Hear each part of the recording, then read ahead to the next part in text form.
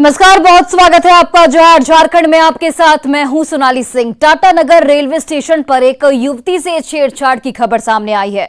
बताया जा रहा है कि युवती दुरंतो एक्सप्रेस से पुणे से जमशेदपुर की ओर लौट रही थी और इसी दौरान ट्रेन में सफर कर रहे 8 युवकों ने युवती से छेड़छाड़ की, जो खुद को आर्मी के जवान बता रहे थे।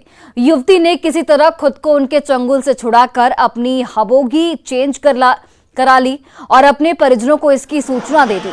ट्रेन के टाटानगर पहुंचते ही परिजन आरपीएफ और जीआरपी के साथ पहुंचे और छेड़खानी कर रहे 3 युवक को धर दबोचा गया और उनकी यहां पर जमकर धुनाई की गई। तस्वीरें आप देखिए, जहां पर युवती ने परिजनों को जब छेड़छाड़ की जानकारी दी तो परिजन आरपीएफ की टीम के साथ पहुंचे और यहां पर 3 युवकों को दबोच लिया गया है। पुणे से आ रही थी तो इसका रिजर्वेशन B8 में था। वहाँ पे कुछ अपने आप को आर्मी के आदमी बता रहे हैं, अभी तक आइडेंटिफाई नहीं किया गया है। और उन लोगों ने उसके साथ बदतमीजी की, उससे उनके साथ बहुत ज़्यादा ही यानी बदसलूकी की और उसने टीटी से कहा कि अपना सीट चेंज करा लिया। और बड़ी खबर आपको दुमका से बताते चले, जहां पर शिकारीपाड़ा थाना क्षेत्र में मैगजीन भवन से जिला टास्क फोर्स टीम ने भारी मात्रा में विस्फोटक बरामद किया है। इस दौरान कुल 25 पीस बूस्टर स्टार जेल, 36 पेटी स्टार ब्रांड एक्सप्लोजिव बरामद किया गया। डीएमओ की कार्रवाई के दौरान मैगजीन भवन के पास सुरक्षा व्यवस्था नदारद दिखी। मैगजीन संचालकों से कागजात पेश करने को कहा गया है। बड़ी बात यह है कि शिकारीपाड़ा में सभी अवैध पत्थर खदान इस वक्त बंद हैं। वहीं ये इलाका नक्सल प्रभावित माना जाता है। ऐसे में भारी संख्या में विस्फोटक बरामद होने से सुरक्षा को लेकर कई गंभीर सवाल अब उठ रहे हैं।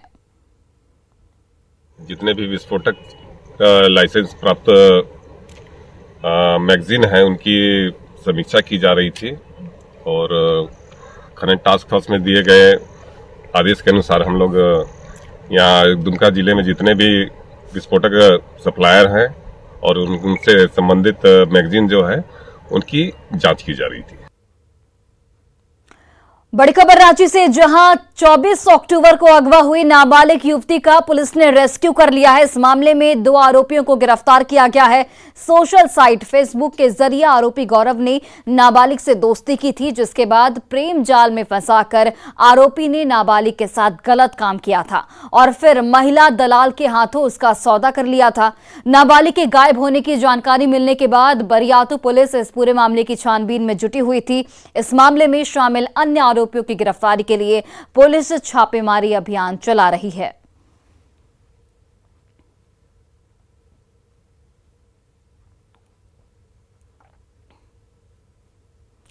तो एक तरफ जहां नक्सली पीएलजीए सप्ताह मनाते हुए अपना वर्चस्व दिखाने की कोशिश में लगे हुए हैं, तो वहीं दूसरी ओर सिमडेगा पुलिस नक्सलियों को उखाड़ फेंकने में जी जान से जुटी हुई है। यहां जवानों को नक्सलियों पर नकेल कसने के लिए आधुनिक हथियारों की ट्रेनिंग दी जा रही है।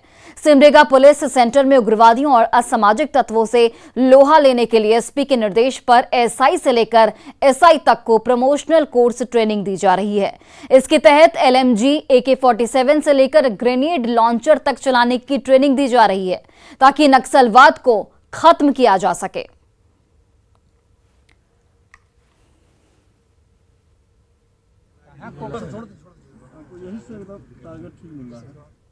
पुलिस अधीक्षक महोदय के आदेशानुसार एएसआई से एसआई का प्रमोशन के लिए उसको ट्रेनिंग दिया जा रहा है और उग्रवादी सिमडेगा उग्रवादी क्षेत्र से ग्रसित है, इसी के लिए उसको ट्रेनिंग दिया जा रहा है।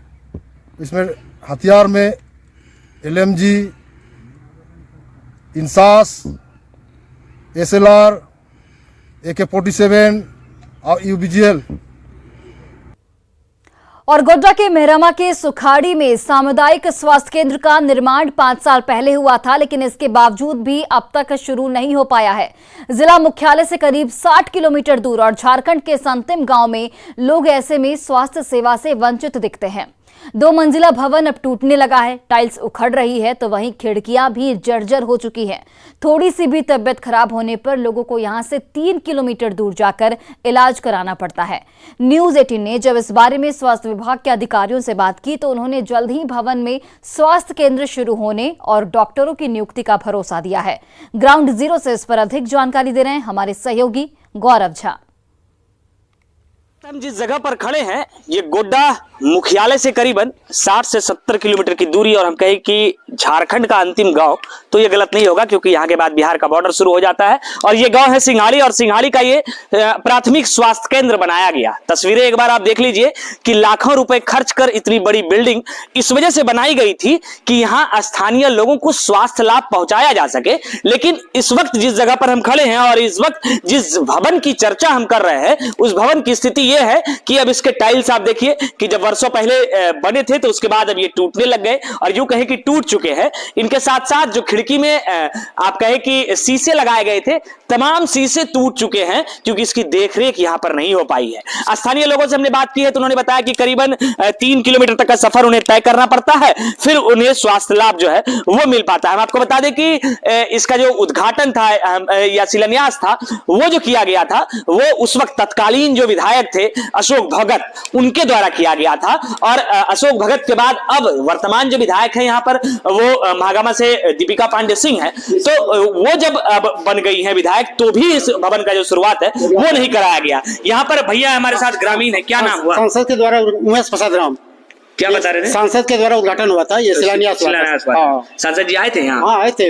आप लोगों को क्या उम्मीद जगह था? उस समय उम्मीद जगह था कि हम लोग का माहौल जो होगा, हम लोग धंधा करेंगे, यहाँ हॉस्पिटल चालू होगा, बगल में हम लोग का घर, हम लोग धंधा करेंगे, अच्छा स्वास्थ्य मिलेगा, स्वास्थ्य लाभ मिलेगा, दूर नहीं जाना पड़ेगा। लेकिन सब मतलब पानी फिर गया, कोई मतलब बर्बाद, 1 करोड़ बर्बाद हो गया सरकार का ये संपत्ति। और कोई देखने वाला, मैंने बहुत बार लिखा, शिकायत भी किया विधायक लोगों से और पूर्व विधायक से, अभी जो वर्तमान विधायक उनसे भी शिकायत किया। उन लोगों को एकदम प्रयास करते हैं, लोग प्रयास कर रहे हैं, लेकिन अभी तक तो कुछ नहीं हो। आप बताते गार्ड की भी नियुक्ति? हाँ गार्ड की नियुक्ति है, लेकिन गार्ड तो कोई मतलब कभी आज तक सोचा देखते हैं, स्थिति देखिए ना। इलाज कहाँ कराते हैं आप? हम लोग मेहरमा जाते हैं, 3 साढ़े 3 किलोमीटर दूर जाते हैं, कुछ भी होता है हाँ, वही जाना पड़ता है। यानी कि अगर ठेस भी लग जाए पैर में और थोड़े से भी इलाज की जरूरत पड़े तो 3 किलोमीटर तक सफर इस वजह से तय करना पड़ेगा क्योंकि आपने जो व्यवस्था की है वो कुव्यवस्थित हो चुकी है। हमारी इन तमाम चीजों को लेकर जब स्थानीय प्रभारी यानी कि मेहरमा स्वास्थ्य विभाग के जो प्रभारी है उनसे जब बात हुई है तो उन्होंने कहा है कि आने वाले समय में यानी कि कुछ ही दिनों में डॉक्टर की बहाली यहां पर हो जाएगी। अब तक डॉक्टर की बहाली नहीं हुई थी तो ये भवन जो है वो जर्जर स्थिति में था। आप देखिए कि यहां से अंदर हम आपको दिखाएंगे तो किस तरीके से बच्चों ने ईंट पत्थर फेंक कर इसे धीरे धीरे अब भर दिया है। गेट टूटने के कगार पर है, खिड़कियां टूट चुकी है, जर्जर हो चुकी है, लेकिन अब तक इसे शुरू करने के बारे में नहीं सोचा गया है। हालांकि उन्होंने बताया कि हाल ही में एक चिट्ठी आई है और उम्मीद जताई जा रही है जब उस चिट्ठी को जारी किया गया है तो अब इस अस्पताल में डॉक्टर की नियुक्ति होगी और स्थानीय लोगों को स्वास्थ्य लाभ मिल पाएगा। गौरव झा, न्यूज 18, गोड्डा। और देवघर सदर अस्पताल में टेक्नीशियन की बहाली नहीं होने की वजह से आईसीयू, ओटी, एसएनसीयू में लगे वेंटिलेटर इस वक्त धूल फांक रहे हैं।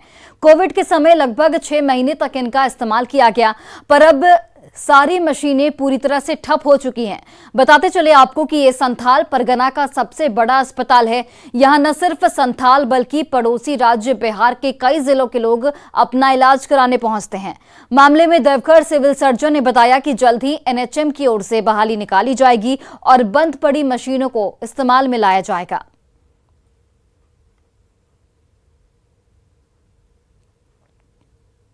अब एनएचएम के द्वारा नई बहाली होने जा रही है, प्रोसेस में है। उस सब का बहाली हो जाने के बाद उसमें से जो टेक्नीशियन है, ड्रेसर है, कंपाउंडर है, एएनएम है, मैं सोचा हूं कि उन लोग का स्पेशल और ये वेंटिलेटर के लिए ट्रेनिंग यहाँ एम्स में दिलवाएंगे और वैसे जगहों पर जहाँ जैसे आपका आईसीयू है, ऑपरेशन थिएटर है, वहाँ उन लोग को पोस्टिंग अपॉर्चुनिटी की जाएगी।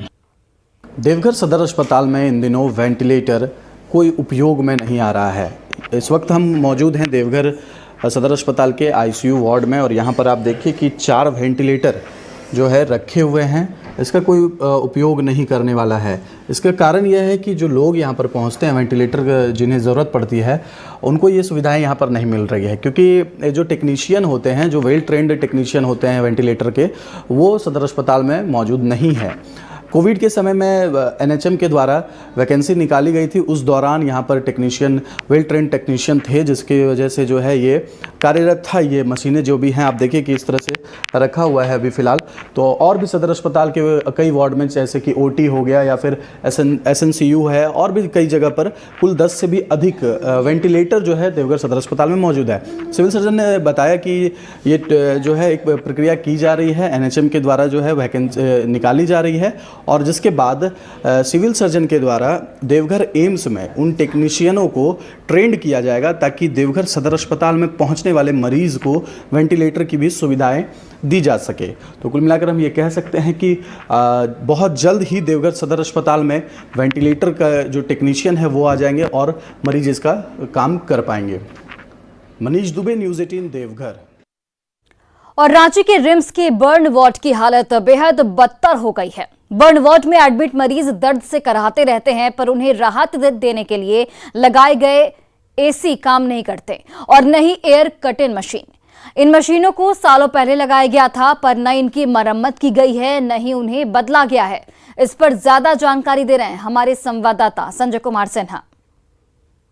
रिम्स का बर्न विभाग बेहद ही महत्वपूर्ण विभाग है और जो व्यक्ति बर्निंग केस से यहाँ पर जो मरीज यहाँ पहुँचते हैं उनकी इलाज किस तरीके से शुरू होती है, कितनी व्यवस्था है, हम इस समय रिम्स के बर्न वार्ड में हैं। तो एक बार एसी को चला कर दिखाइए कि एसी चलता है।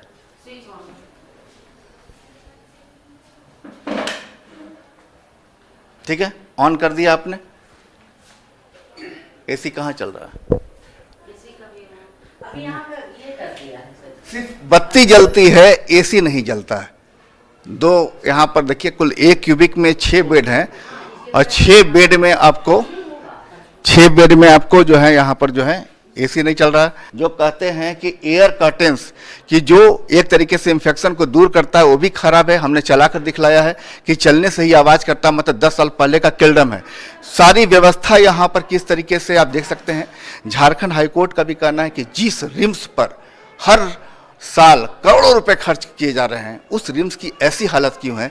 रिम्स का बर्न विभाग आप देख रहे हैं कि हालत क्या, 18 बेड है, 10 मरीज हैं। जो ड्रेसिंग करते हैं वो ये बताते हैं कि उनके साथ कोई समस्या नहीं, चूँकि उन्हें डर है कि हम क्यों बोलेंगे कैमरे पर, लेकिन नर्स ने साफ बताया कि किस तरीके की व्यवस्था है, आप देख सकते हैं। संजय कुमार सिन्हा, न्यूज़ 18 रांची। और चलिए अब देखते हैं झारखंड 2020।